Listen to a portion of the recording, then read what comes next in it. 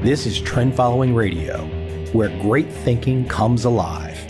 Nobel Prize winners, legendary traders, best-selling authors, and the pros that know what drive us irrational human beings. I am your host, Michael Covel. Not filtered, raw, honest. That's my passion.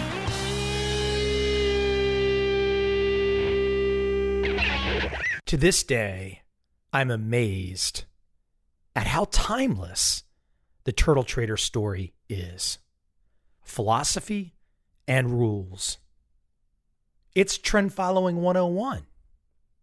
It can't be beat for the inspiration of nurture trumping nature.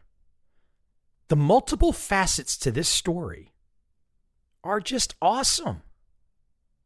If you've not yet heard about the TurtleTrader story, if you've not yet read my book, today I will whet your appetite. This is chapter 4 of my book, The Complete Turtle Trader. It is the philosophy. Now, if you are enterprising, if you are wise, you can take this philosophy, this timeless philosophy, and you can reduce it to rules. Rules that you can trade today, tomorrow, 100 years ago. That's the great thing with trend following. You're not an expert in cocoa. You're not an expert in iPhone production. You don't give a shit what OPEC is doing with oil. You don't know crap about the lumber market, but you can trade all of those markets. And I'm not talking this day trading, 5-minute bar, 60-minute bar bullshit. If you're out there right now trying to trade 5-minute bars, you are a freaking moron. Now, if you happen to be managing hundreds of millions, if not billions of dollars, and you have coded it all up, I salute you. Average Joe, forget it. You're a fool. You are an absolute fool if you're out there trading 5-minute bars. However, you are not a fool if you absorb the long-term trend-following philosophy that you're about to hear. Is that some pitch for my services? Is that some pitch for me? Take it as you will. But if you do your homework, if you don't want to trust me, and you should not trust me, why trust me? I'm just another voice. But if you do your homework and you compare the idea of 5-minute bars against what you're about to hear, the philosophy of turtle trend following, there is no choice.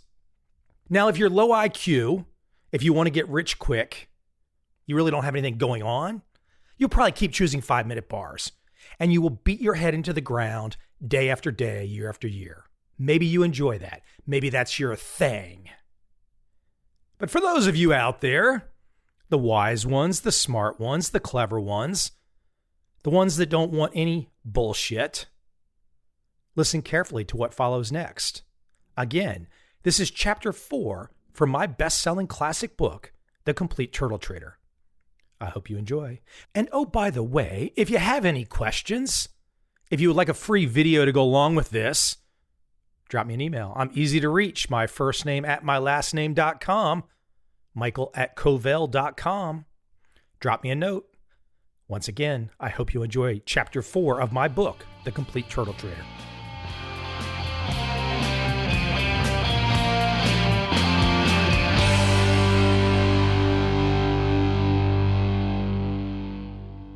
Chapter 4. The Philosophy. When you have eliminated the impossible, whatever remains, however improbable, must be the truth. Sir Arthur Conan Doyle, Sherlock Holmes. Dennis and Eckhart's 2 weeks of training were heavy with the scientific method, the structural foundation of their trading style, and the foundation on which they had based their arguments in high school. It was the same foundation relied upon by Hume and Locke. Simply put, the scientific method is a set of techniques for investigating phenomena and acquiring new knowledge, as well as for correcting and integrating previous knowledge. It is based on observable, empirical, measurable evidence, and subject to laws of reasoning. It involves 7 steps. 1. Define the question. 2. Gather information and resources. 3. Form hypothesis. 4. Perform experiment and collect data. 5. Analyze data. 6. Interpret data and draw conclusions that serve as a starting point for new hypotheses. 7. Publish results. This is not the type of discussion you will hear on CNBC or have with your local broker when he calls with a daily hot tip. Such pragmatic thinking lacks the sizzle and punch of get-rich-quick advice. Dennis and Eckhart were adamant that their students consider themselves scientists first and traders second, a testament to their belief in doing the right thing. The empiricist Dennis knew that plugging along without a solid philosophical foundation was perilous. He never wanted his research to be just numbers bouncing around in a computer. There had to be a theory, and then the numbers could be used to confirm it. He said, "I think you need the conceptual apparatus to be the first thing you start with and the last thing you look at." This thinking put Dennis way ahead of his time. Years later, the academic Daniel Kahneman would win a Nobel Prize for prospect theory, behavioral finance, a fancy name for what Dennis was actually doing for a living and teaching his turtles. Avoiding the psychological voltage that routinely sank so many other traders was mandatory for the turtles. The techniques that Dennis and Eckhart taught the turtles were different from Dennis's seasonal spread techniques from his early floor days. The turtles were trained to be trend-following traders. In a nutshell, that meant that they needed a trend to make money. Trend followers always wait for a market to move, then they follow it. Capturing the majority of a trend, up or down, for profit is the goal. The turtles were trained this way because by 1983, Dennis knew the things that worked best were rules. The majority of the other things that didn't work were judgments. It seemed that the better part of the whole thing was rules. You can't wake up in the morning and say, "I want to have an intuition about a market." You're going to have way too many judgments. While Dennis knew exactly where the sweet spot was for making big money, he often fumbled his own trading with too many discretionary judgments. Looking back, he blamed his pit experience, saying, "People trading in the pit are very bad systems traders generally. They learn different things. They react to the price tick in your face." Dennis and Eckhart did not invent trend following. From the 1950s into the 1970s, there was one preeminent trend trader with years of positive performance: Richard Donchian. Donchian was the undisputed father of trend following. He spoke and wrote profusely on the subject. He influenced Dennis and Eckhart and just about every other technically minded trader with a pulse. One of Donchian's students, Barbara Dixon, described trend followers as making no attempt to forecast the extent of a price move. The trend follower disciplines his thoughts into a strict set of conditions for entering and exiting the market and acts on those rules or his system to the exclusion of all other market factors. This removes, hopefully, emotional judgmental influences from individual market decisions. Trend traders don't expect to be right every time. In fact, on individual trades, they admit when they are wrong, take their losses, and move on. However, they do expect to make money over the long run. In 1960, Donchian reduced this philosophy to what he called his weekly trading rule. The rule was brutally utilitarian. When the price moves above the high of 2 previous calendar weeks, the optimum number of weeks varies by commodity, cover your short positions and buy. When the price breaks below the low of the 2 previous calendar weeks, liquidate your long position and sell short.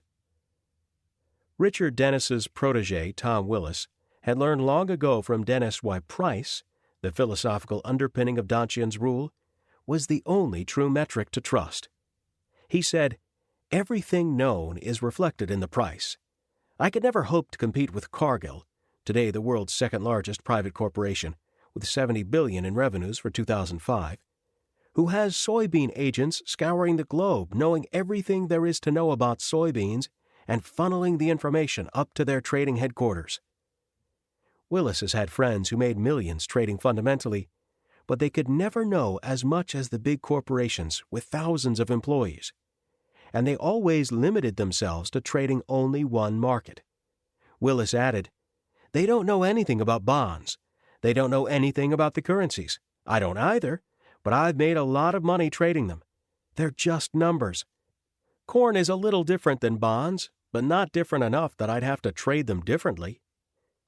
Some of these guys I read about have a different system for each market. That's absurd. We're trading mob psychology. We're not trading corn, soybeans, or S&Ps. We're trading numbers." Trading numbers was just another Dennis convention to reinforce abstracting the world in order not to get emotionally distracted. Dennis made the Turtles understand price analysis. He did this because at first he thought that intelligence was reality and price the appearance. But after a while I saw that price is the reality and intelligence is the appearance. He was not being purposefully oblique. Dennis's working assumption was that soybean prices reflected soybean news faster than people could get and digest the news. Since his early 20s, he had known that looking at the news for decision-making cues was the wrong thing to do. If acting on news, stock tips, and economic reports were the real key to trading success, then everyone would be rich. Dennis was blunt. Abstractions like crop size, unemployment, and inflation are mere metaphysics to the trader. They don't help you predict prices, and they may not even explain past market action. The greatest trader in Chicago had been trading 5 years before he ever saw a soybean.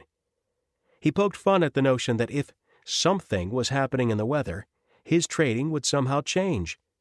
"If it's raining on those soybeans, all that means to me is I should bring an umbrella."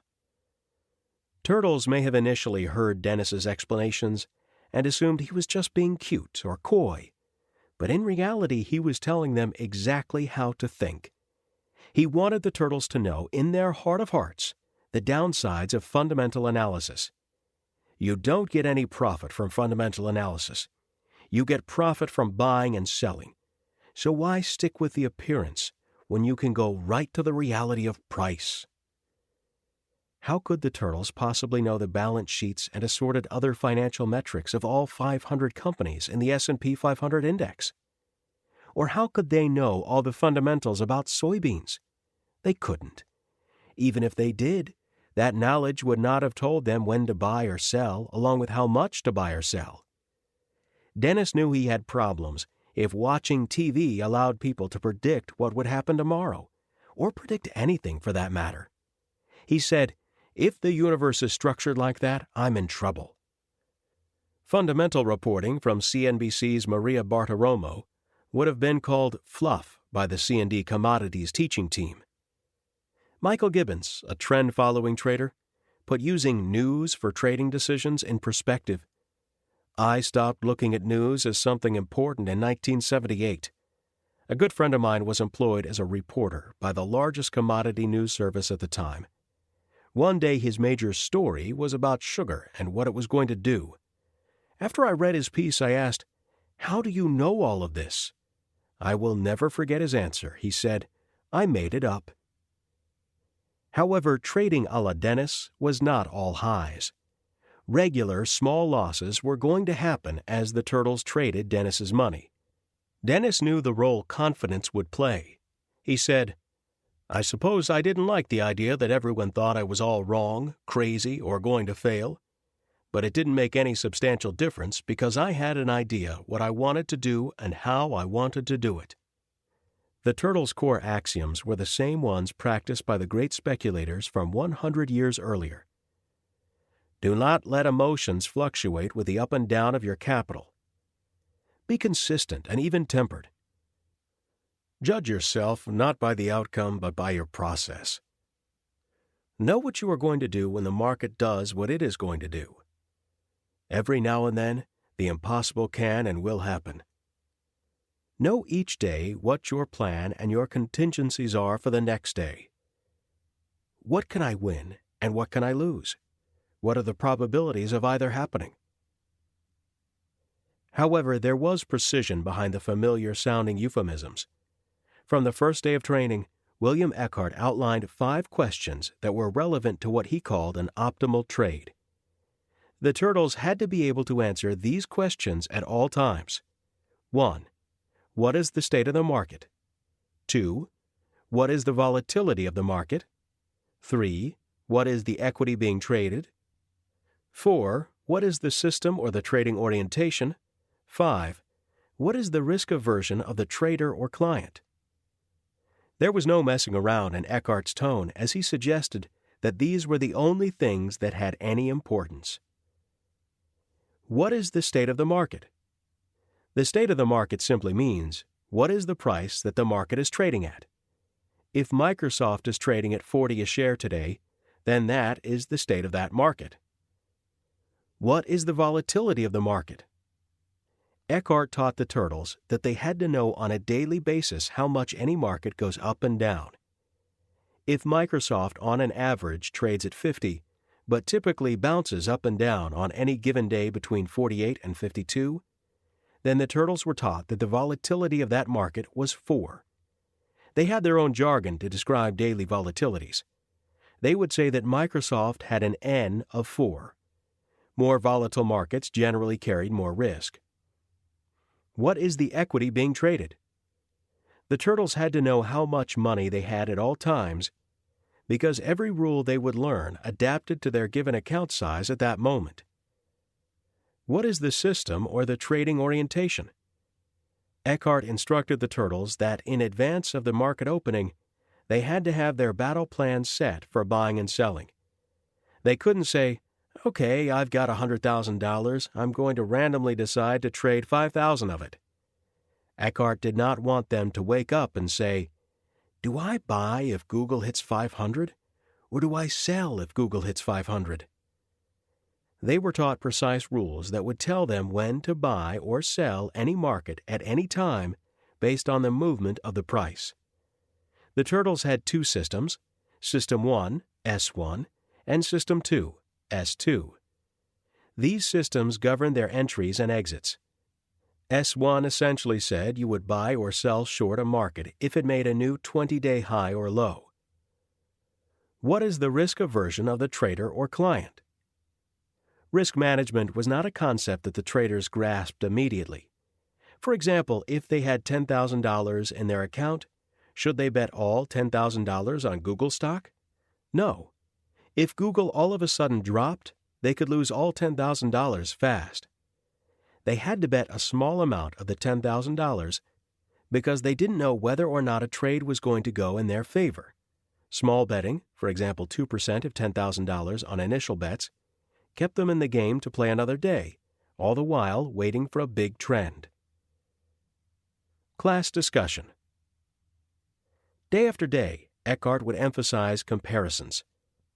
Once he told the turtles to consider 2 traders who have the same equity, the same system or trading orientation, and the same risk aversion, and were both facing the same situation in the market. For both traders, the optimal course of action must be the same. Whatever is optimal for one should be optimal for the other, he would say. Now, this may sound simple, but human nature causes most people, when faced with a similar situation, to react differently.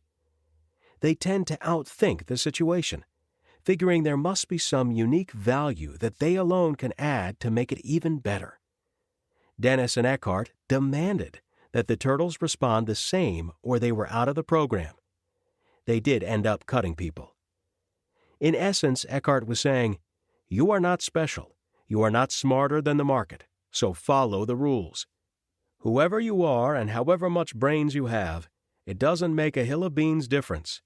Because if you're facing the same issues and if you've got the same constraints, you must follow the same rules." Eckhart said this in a far nicer, more professional and academic way, but that was what he meant. He did not want his students to wake up and say, "I'm feeling smart today," "I'm feeling lucky today," or "I'm feeling dumb today." He taught them to wake up and say, "I'll do what my rules say to do today." Dennis was clear that it would take stick-to-itiveness to follow the rules day to day and do it right. To follow the good principles and not let fear, greed, and hope interfere with your trading is tough. You're swimming upstream against human nature. The turtles had to have the confidence to follow through on all rules and pull the trigger when they were supposed to. Hesitate, and they would be toast in the zero-sum market game. This motley crew of novices quickly learned that of the 5 questions deemed to be most important by Eckhart, the first 2, about the market's state and the market's volatility, were the objective pieces of the puzzle. Those were simply facts that everyone could see plain as day. Eckhart was most interested in the last 3 questions, which addressed the equity level, the systems, and the risk aversion. They were subjective questions, all grounded in the present. It did not make a difference what the answers to these 3 questions were a month ago or last week. Only right now was important. Put another way, the turtles could control only how much money they had now, how they decided to enter and exit a trade now, and how much to risk on each trade right now. For example, if Google is trading at 500 today, Google is trading at 500. That's a statement of fact. If Google has a precise volatility, N, today of 4, that's not a judgment call. To reinforce the need for objectivity on issues such as N, Eckhart wanted the turtles to think in terms of memory-less trading. He told them, "You shouldn't care about how you got to the current state, but rather about what you should do now." A trader who trades differently because of swings in confidence is focusing on his or her own past rather than on current realities. If 5 years ago you had $100,000 and today you only have $50,000, you can't sit around and make decisions based on the hypothetical $100,000 you used to have. You have to base your decisions on the reality of the $50,000 you have now. How to handle profits properly is a separation point between winners and losers. Great traders adjust their trading to the money they have at any one time. If crude oil had just traded above $40 for the first time, the turtles were not to sit around and kibitz about it. They were to take action if it hit their S1 or S2 entry or exit signals. Why or how it got to $40 was irrelevant. Eckhart threw out the examples fast and furious. He started with a commonplace idea that most people are willing to accept. If you make some profits with your original money, you can take more risks because now you're playing with their money. He said, "It's certainly a comforting thought. It certainly can't be as bad to lose their money as yours, can't it? Why should it matter whom the money used to belong to? What matters is whom it belongs to now, you, and what to do about it now." For instance, assume you start with a $100,000 account, quickly making another $100,000. You now have $200,000. Although you made a profit, you can't say, "I can now take crazier risks with that $100,000. Why would you view your money as funny money or lucky money? The turtles were taught to treat that additional $100,000 as they did their original $100,000. They had to use the same concern, care, and discipline. The 5 questions didn't change, even if their account balances did. Traders who face the same opportunity must trade the same. Personal feelings can't interfere. Pretend there are 2 traders, John and Mary. John and Mary are exactly alike in all respects. They have the same risk aversion and the same system. There is one small difference between the 2. John has 50% more money. John then decides to go on vacation, and while he's away having fun at South Beach, Mary makes 50%. Now they have exactly the same amount of money. How or why they got to the point of having the same amount of money is not relevant. The correct course for John is the correct course for Mary. Eckhart did not want the turtles to say, "I had a period where I made some money, so now I can do something different." They had to take the same steps regardless. Logically, upon first hearing that Mary had just made 50% more, most people might want to debate Eckhart's contention that they should trade the same way.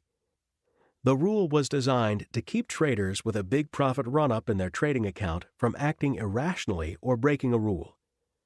Many people with a big profit run-up don't want to lose those paper gains. They are anxious to take their profits off the table so they can feel secure. Eckhart slammed home the point that the security craved by humans was bad for proper trading. The distinction between open trade equity and closed-out trading profits is completely vacuous. How much do you have in open trade equity?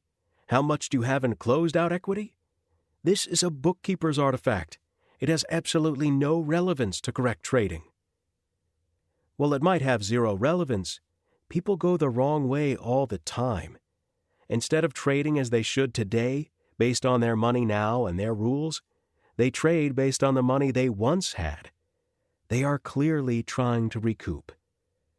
How much money you used to have has no significance. It's how much money you have now, implored Eckhart. If the turtle started with $100,000 but now had $90,000, they still had to make trading decisions based on what they had now.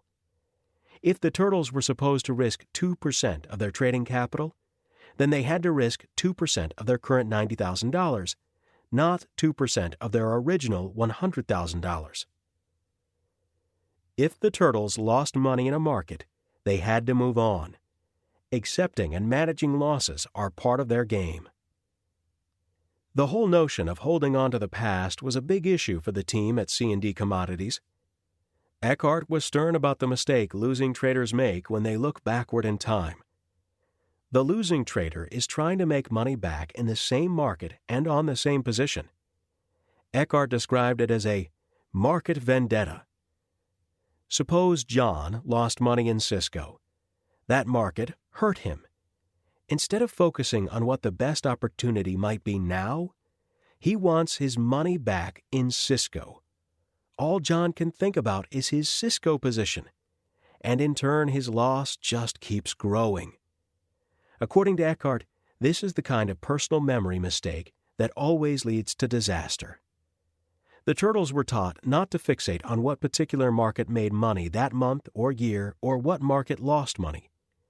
They learned to be agnostic and accept whatever trending market created opportunity.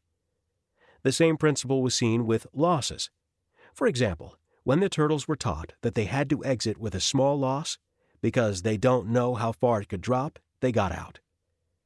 What they didn't want to do was look at the initial small loss and say, I had $100,000 of Microsoft, and now I have $90,000, so I'm going to put another $10,000 of my money into MSFT because now it's cheap.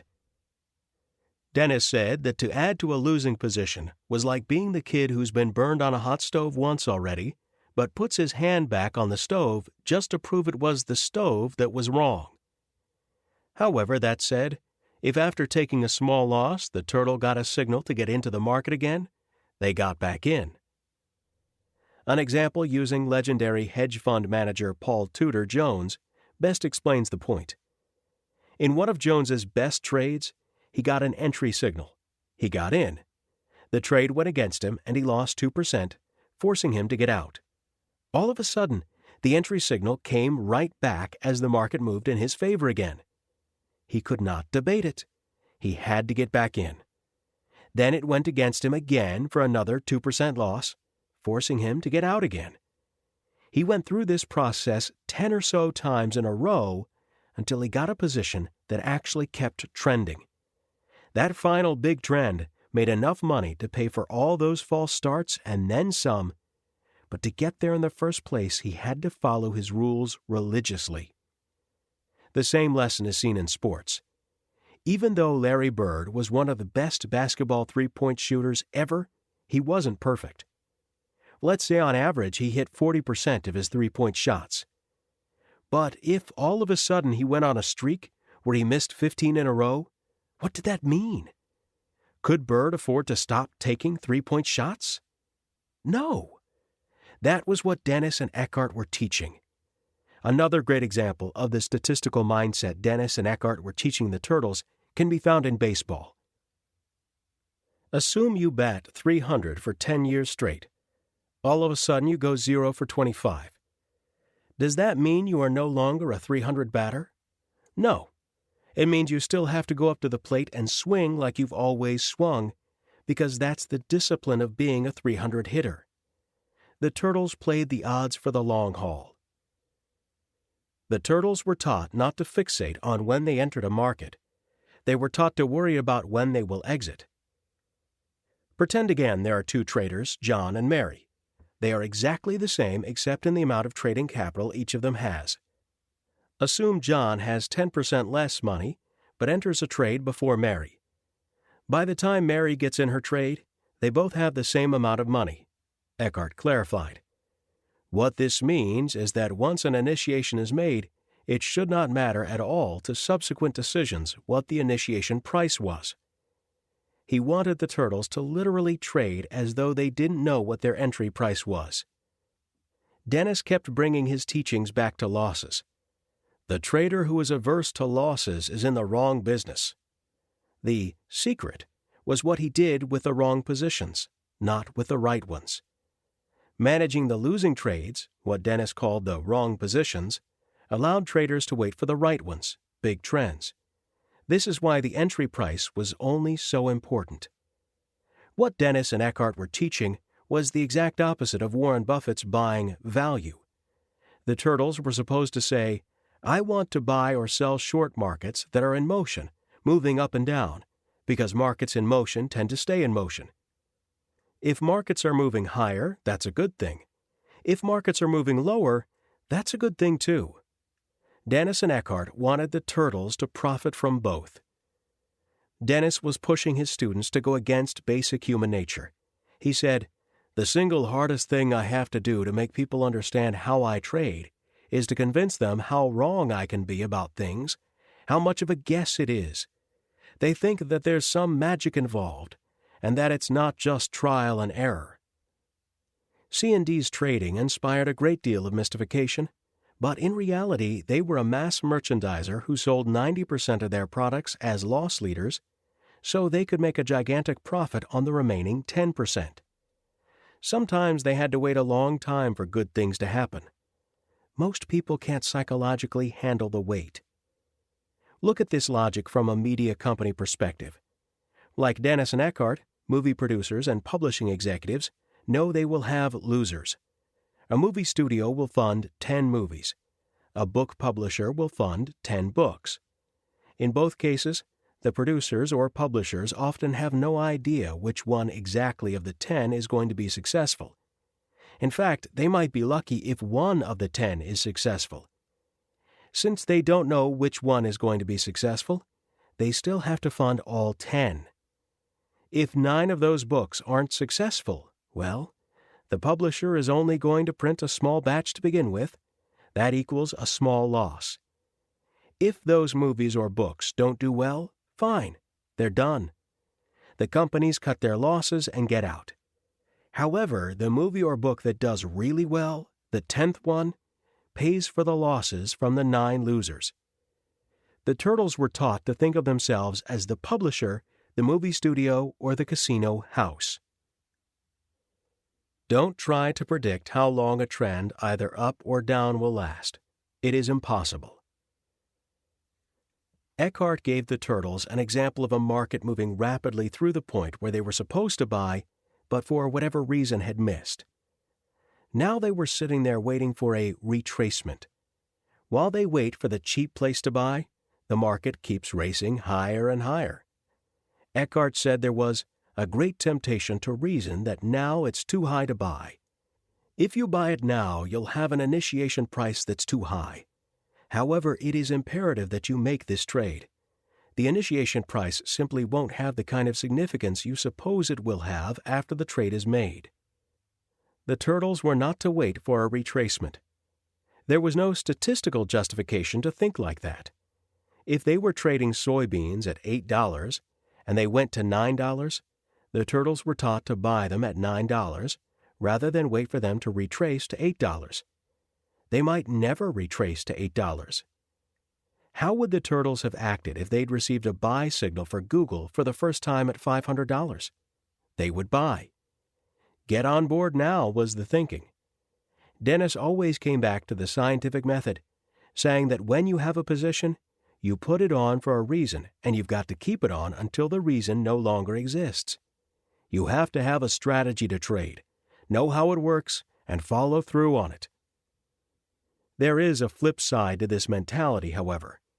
For example, on Wednesday, November 22, 2006, Google opened the day at over $510 a share. Within 5 days, by Wednesday the 29th, Google was trading at $483, which means Google had pulled back nearly 30 points. When it got to $510, could you know it was going to keep going up or that it was going to go down? You couldn't know either way. What could you do? All you could do was let the price tell you what to do.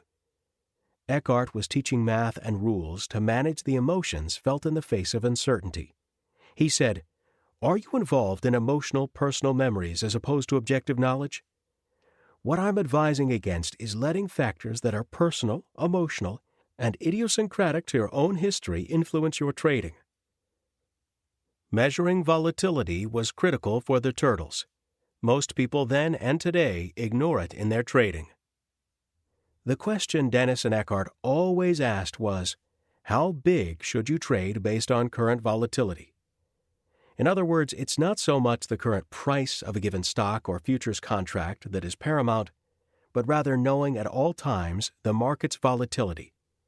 For example, it's important to know that Microsoft is at a price level of 40 today, but it's even more important to know Microsoft's volatility, N, now, so you can buy or sell short the right amount of Microsoft based on your limited capital.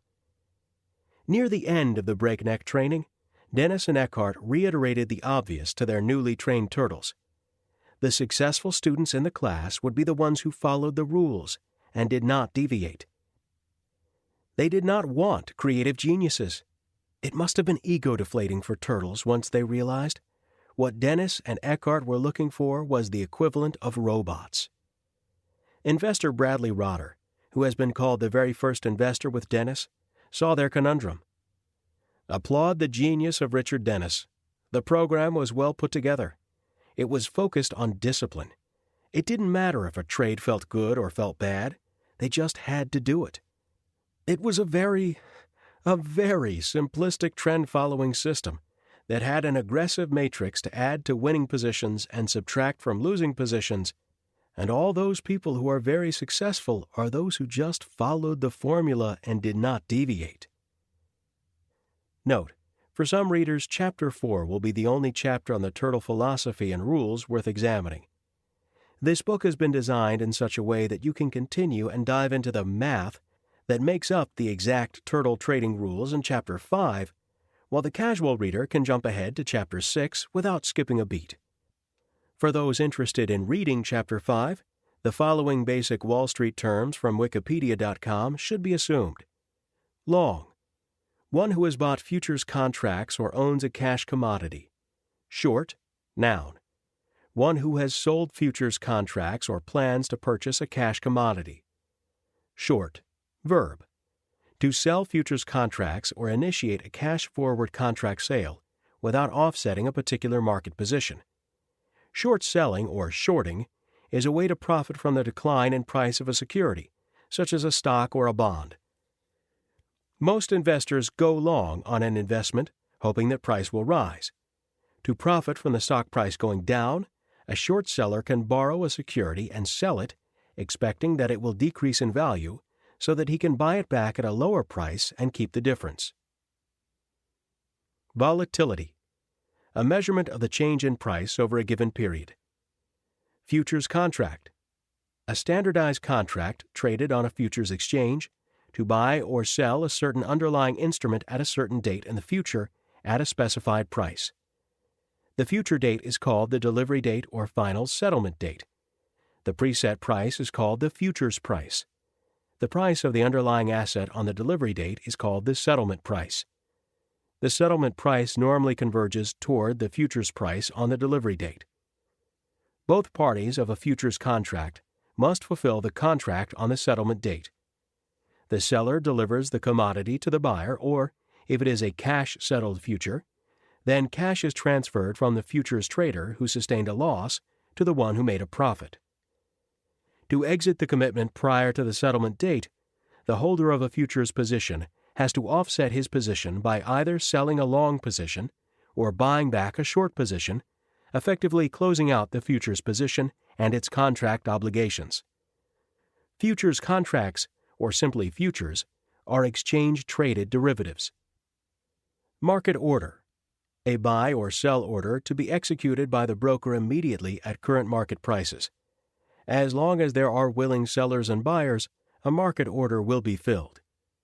Stop order, sometimes known as a stop-loss order. The complement of a limit order. It is an order to buy or sell a security once the price of the security has climbed above or dropped below a specified price, known as the stop price. When the specified price is reached, the stop order is entered as a market order. Moving average. In finance, and especially in technical analysis, one of a family of similar statistical techniques used to analyze time series data. A moving average series can be calculated for any time series, but is most often applied to stock prices, returns, or trading volumes. Moving averages are used to smooth out short-term fluctuations, thus highlighting longer-term trends or cycles. I want to interject a little extra understanding about chapters 4 and 5 of this book. Chapter 4 outlines the philosophy, arguably even the rules. But chapter 5 was unique. Chapter 5 is the math, the exact rules that you will need to execute and trade as a trend-following trader. But this book was designed that if you don't want to know all of the exact rules right now, you can skip chapter 5 and go to chapter 6. But for those of you that want the full story, I know you're not going to skip any chapter. You're going to go from chapter 4 to chapter 5 to chapter 6, and that's just the way it is, and that's the way that it should be. But for those of you that are feeling a little wimpy, you can skip chapter 5 and still take away from this story a tremendous amount of insight. Now jump back in.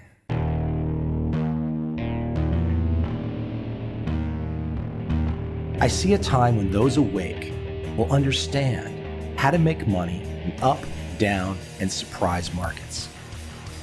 Whether new trader or experienced, college student or financial advisor, protecting against a crash or just trying to make a lot of money, trend following offers everyone an answer in uncertain times.